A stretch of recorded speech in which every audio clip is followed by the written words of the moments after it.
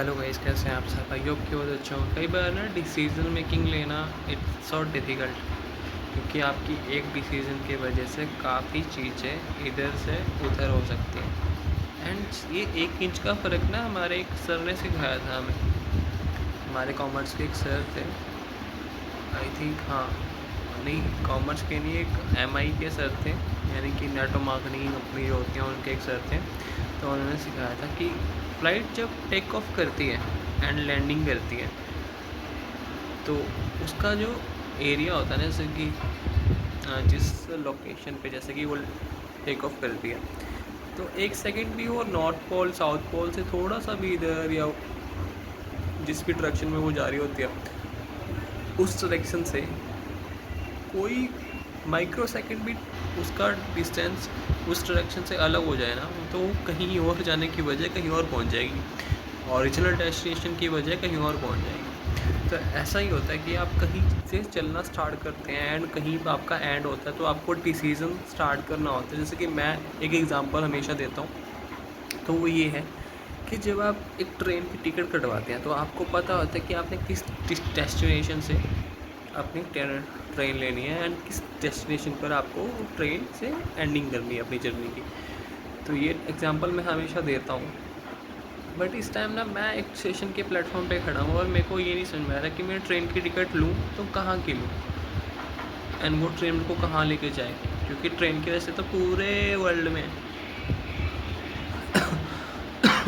तो मैं कहाँ की ट्रेन की टिकट लूँ और कहाँ जाऊँ और क्यों जाऊँ, और रीज़न बिहाइंड कि मेरे को जाना क्यों चाहिए एंड जाना किस पर्पज़ के लिए है। मेरे को अपने आप को एक्सप्लोर करने के लिए, या फिर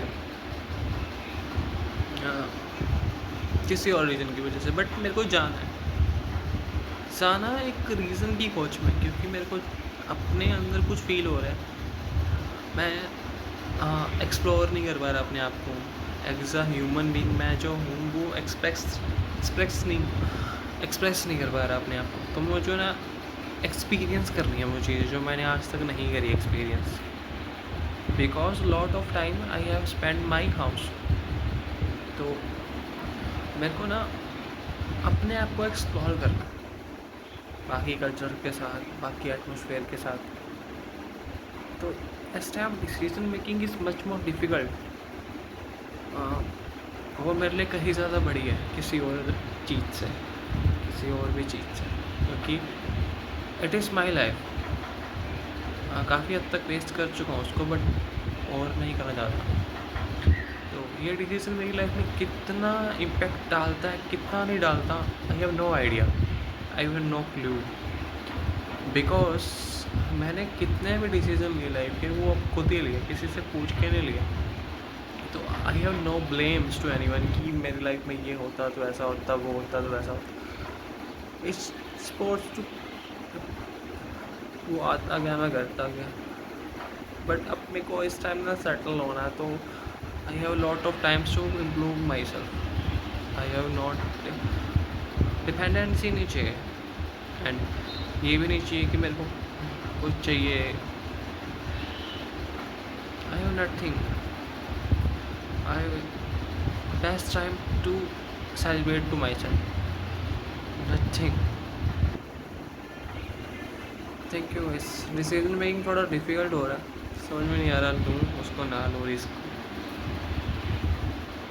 and this is my final night, जिसके बाद मैं उस चीज़ को शायद एक्सेप्ट करूँ या ना करूँ, बट मुझे करना पड़ेगा। बस और टाइम नहीं है। ग्रोथ थोड़ी जल्दी चाहिए, थोड़ी लेट नहीं चाहिए, एंड और टाइम नहीं है मेरे पास। Thank you guys. कहते हैं स्माइल के साथ में सारी चीज़ें ठीक हो जाती हैं, और टाइम एक बार चला जाए तो दोबारा वापस नहीं आता। Thank you guys.